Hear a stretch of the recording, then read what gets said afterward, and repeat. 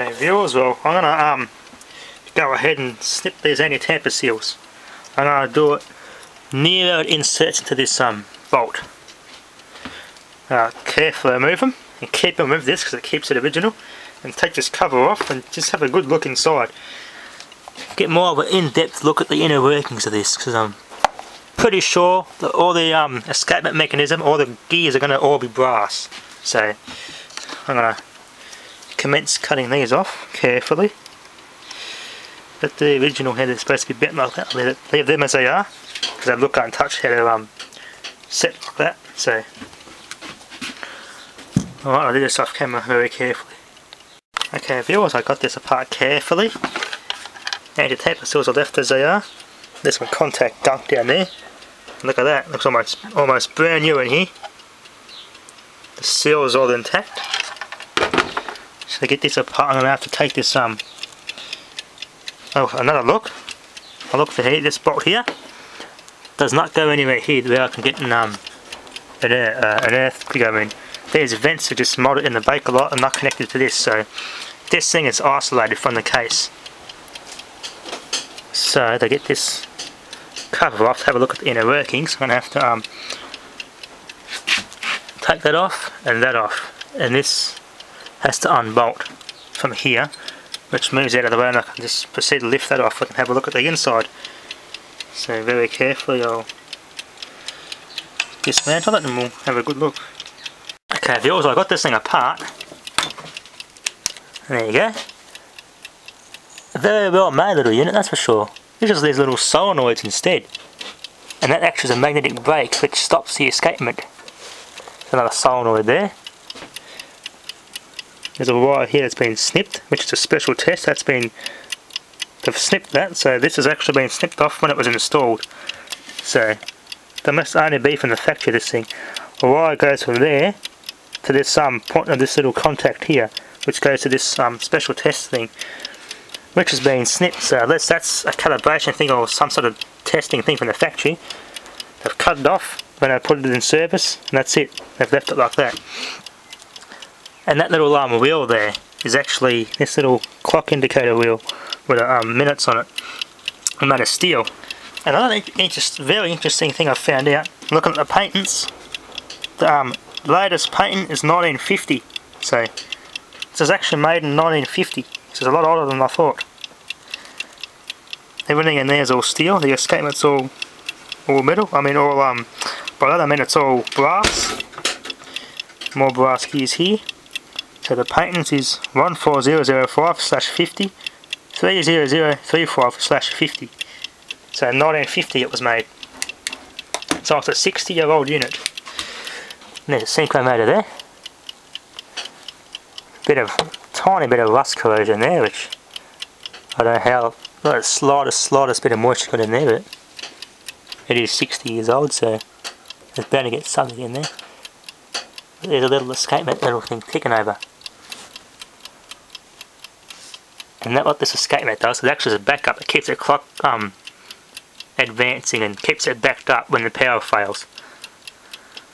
And this just carefully comes off, just like that, and that sits up here. So that's just got some flexible wires there to hold it. There's nowhere that I can put an earth. It's just not designed to be earth, this thing, strangely. Still got fresh grease on the escapement here, where this wind up spring load mechanism is. The drum there. There you go, there's a close look at those contacts which stops the escapement when the power is applied. But yeah, it's interesting to note what a special test wire was cut off there. So that's just factory only, I could assume why I did that. That little solenoid there, it's very well made.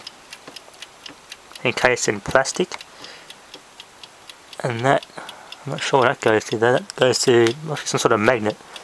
It just goes there and it's insulated from there. So it's got 3 wires on it. I'll get the power leg hooked up and I'll turn the power on and we'll set a synchro motor spring into action. Show you how this works, and I'll wind it up.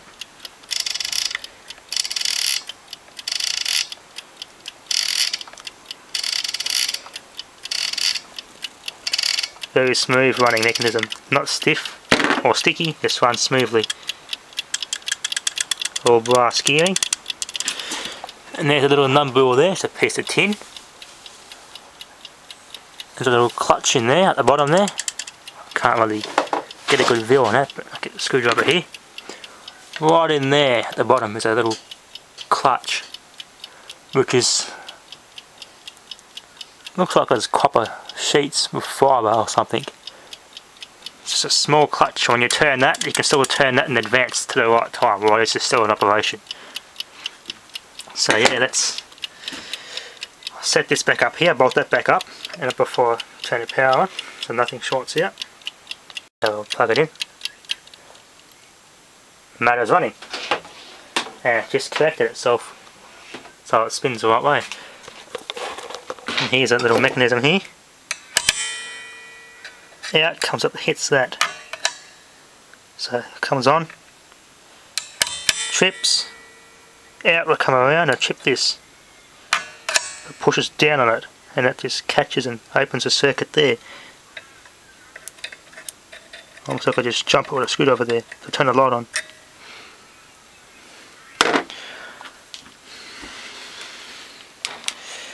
But this just got me puzzled why there's no earthing point on this thing.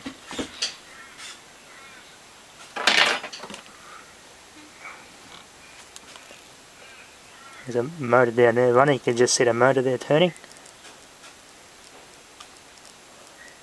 Very smooth running, so I'll just disconnect it and turn it so I can get a good look at that motor. Viewers, now I can plug it in with one hand easily. There's the motor there. And there's this little how the brake works. It's trying to turn, but the magnets here stabilise and eventually it stops moving. Very interesting how that works. So it pulls on this little steel part. I can put a screwdriver near it and I can feel the magnetic field there. Interesting. And there's that little motor running.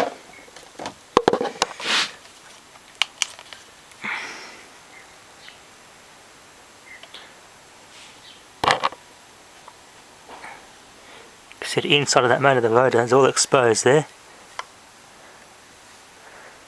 And that gear that the motor's turning there, that gear right there you can see, that one right there, is the only one I've seen made of fibre.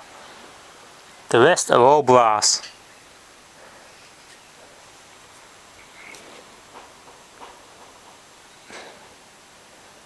Turns this one, turns that gear down there. Be careful not to touch anything. Turns that gear there, which turns the gear, it goes to this shaft. So it's very interesting how this works. And this big bolt behind here, which you would have seen earlier, is like a bearing. Helps yeah, like a bearing to adjust that motor. It holds the shaft in that synchronous motor there. Now, see if I can find a fuse if I look carefully enough.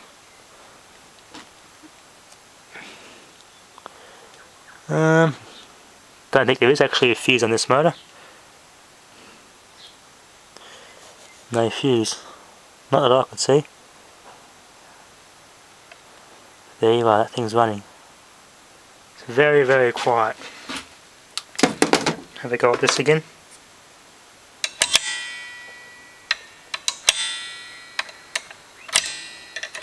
Chipped off. Very simple. And there's a cylinder indicator here. So it's on 46 minutes on there.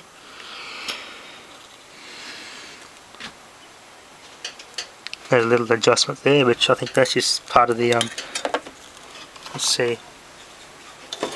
Yeah, that's the spring for that reserve that holds that wind up drum up there.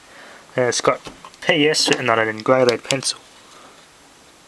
So it's in pretty good nick overall. Have a close look at this little braking mechanism here. Briefly cut power off and we'll see how that works.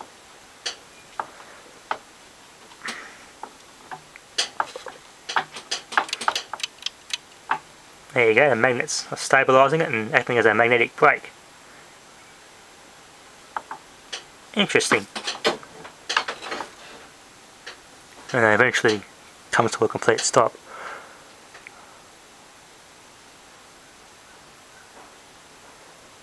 But there you go, the actual oil on there looks fresh. But at least now I know how old it is. So 1950. It's a hell of a lot older than I thought it was. So yeah, I'll put it back together now. So thanks for watching.